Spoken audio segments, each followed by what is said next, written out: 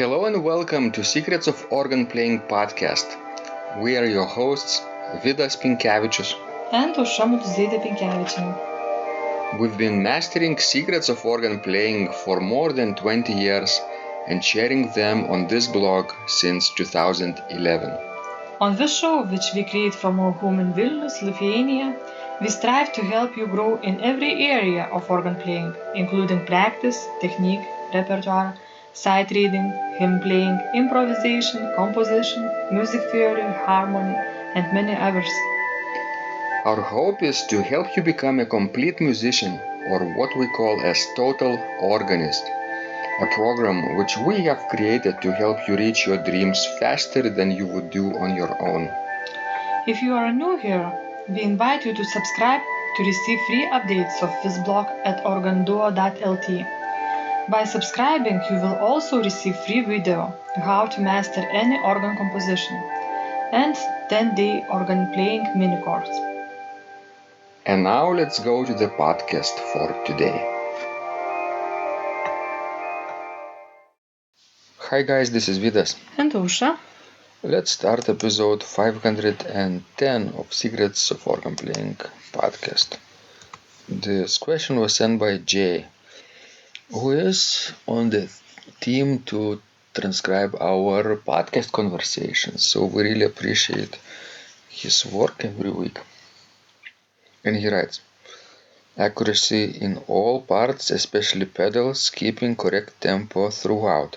So basically this is his answer when I asked him what is his main challenges, what are some things that he is challenging, what is he frustrated with, right? Things that are keeping him from reaching his goals.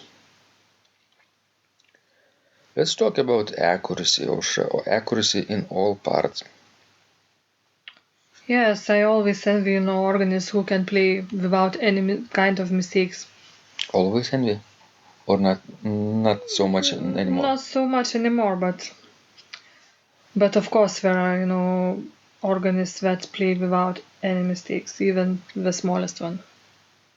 That you can always, record their concerts and put them on CDs. But that's a rare case. Often, you might not hear a mistake because you don't know that piece very well, or you are not focused enough while listening to the piece, and you might miss it.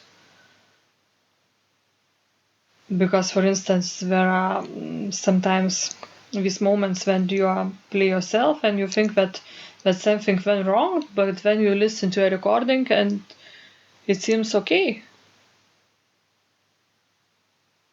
I did this. I remember my first organ CD with Giedrius Gelgotas, the flutist. I played D minor toccata. Yes, I remember that, but it wasn't a case. You played it and you thought it went okay, and I thought so too. And when we listened to the recording, we heard that mistake. In the first page. Yes. And I didn't repeat this page, therefore my sound engineer had a very difficult time in eliminating this mistake. But he did it, I think. Yes, he did it. So, do you think accuracy is the most important goal, the final goal of each organist or not? Accuracy probably is important for beginners very much, because they're just starting out and struggling to play without mistakes.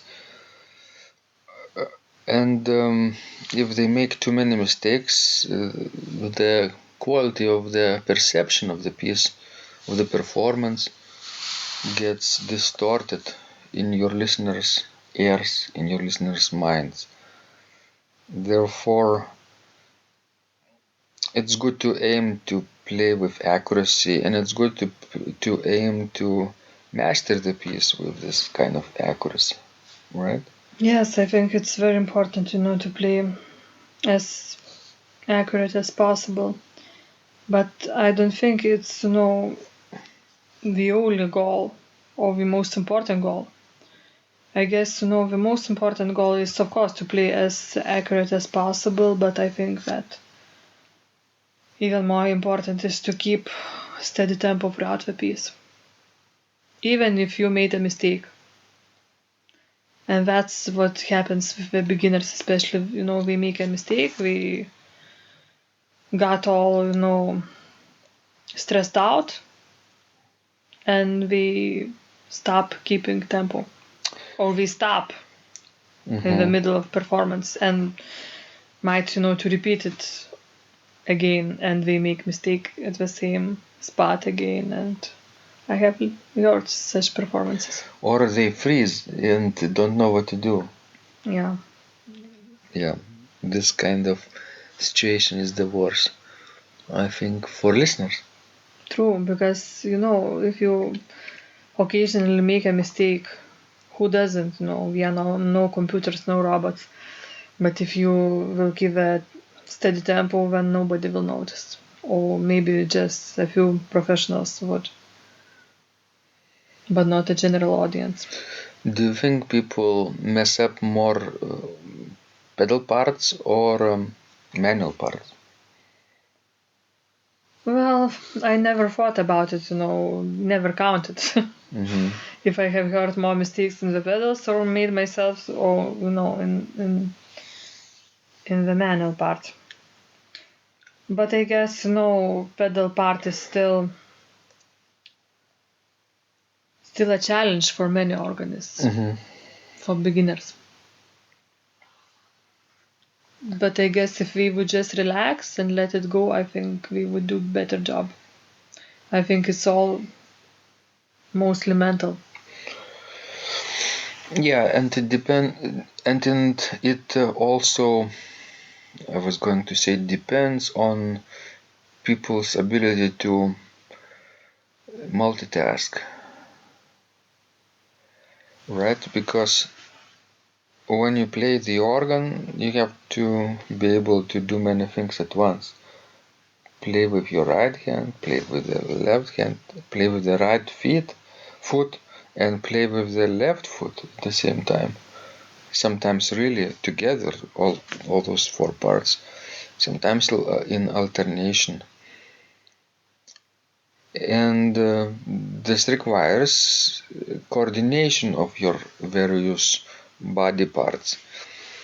And beginners and people with less experience on the organ bench or less experience with different kind of instruments usually get distracted while doing this kind of assignment of playing different parts together. And if they mess up in some place, they can't pick up from the same place seamlessly. They have to stop and start again. But I think that's very natural, and after a while, experience, if you don't stop yourself from practicing over the years, practicing and playing in public, playing on different instruments, if you keep advancing, I think your experience will teach you all things that you need to know, and it will not be very challenging to pick up the music without stopping and keep going, right? Yes, it's very important. And another thought that came to my mind while reading Jay's question about keeping the correct tempo throughout the piece, that if it's difficult for you to keep that tempo throughout the piece, that maybe you picked up the wrong tempo. Or the wrong piece. Well, that's possibility too, but let's not go into to selecting the repertoire. But maybe it's not a right tempo for you. Maybe it's a right tempo for that piece, but maybe you still have to work on some difficult spots, and to strengthen your abilities, technical abilities, to play it. Quite often, the most challenging episode comes not at the beginning, but towards the middle or towards even the end of the piece. Well, it's often in the cadences if we are talking about Bach's music. So even if this cadence is the first cadence that you meet in Bach's music, it's not in the first measure. It's Sure. after a few measures. And if you start, at the concert tempo and it goes smoothly, like for 3, 4, 6 measures, and then you encounter a cadence, and then you slip, right? You first have to think about this cadence and be able to play it at the comfortable tempo fluently, and then pick this tempo for the beginning of the piece. Yes, and sometimes I found out for myself that if I pick up a new piece that I don't know, then everything is just fine. But if I decide to learn some well-known organ piece that I have heard many times, I sit down on the organ bench and I want to play it in the right tempo, as I hear it in my mind. And then it's really a problem, because you cannot pick up right away a very difficult long organ piece and play it in a concert tempo. No, not yet. So I find it's challenging sometimes to slow me down. Well, you want to have immediate results, right? Yes, but it's impossible, I think, for anybody. If somebody tells that our way, maybe we just exaggerating very skills. Even Bach was known to stop for several times while sight reading a piece on the harpsichord while visiting his friend. This was documented in one of his letters. And then after that he exclaimed that it's not possible to sight read everything. Excellent. So guys, don't worry, even Bach was a human being, even if it's hard to believe. Thanks guys, this was Vidas. And Ausra. Please send us more of your questions, we love helping you grow. And remember, when you practice, miracles happen. This blog is supported by Total Organist, the most comprehensive organ training program online, where you will find courses for every area of organ playing, including technique, practice, sight reading, repertoire playing, hymn playing, improvisation, composition, music theory and harmony, with hundreds of scores and thousands of exercises. Here is what some of the students are saying. Hugh writes, the sight reading course has helped me tremendously. Thank you very much for your essays, courses, and all your help. Robert writes, I found the fingerings, registration ideas, and general comments to be excellent. John writes, I have found your download very helpful. It was really excellent. I have watched some of your teaching videos, and when I read your instructions, I tried to imagine you were teaching me. You may feel disappointed that I am 2-3 days behind, but I am a slow learner, and I have committed to taking the time to get it right, as you say. But the other night my wife commented that she had never heard me play such a detailed melody in the left hand so well. My left hand is generally poor. Robert writes, it has been a great pleasure in my life of having discovered your courses and material as well as the YouTube work of recordings. You have a calm and pleasant way of teaching. Ron writes, Hi Vidas and Ausra, thank you guys. What a wonderful response to my email note to you. You've got me right, and I feel you understand my level of playing. Yes, at home, and lucky that I have an organ for that reason. I am paying attention to this, and I am going to try this haha no longer secret model. Yes, and I love Cesar Frank too. What is very nice about your blog podcast is that Ausra and Vidas are like a Socratic dialogue, and by bouncing things off of each other, so much more information comes out and is expressed. Your comments contain a wealth of information and understanding. I really appreciate this. It is very inspiring and will keep us moving forward. Would you like to receive the same or even better results that our students are getting? If so, join them at organduo.lt/total-organist. And of course, you will get the first month free too. You can cancel anytime. Also, if you haven't yet subscribed to receive free updates of this blog, make sure you do that at organduo.lt.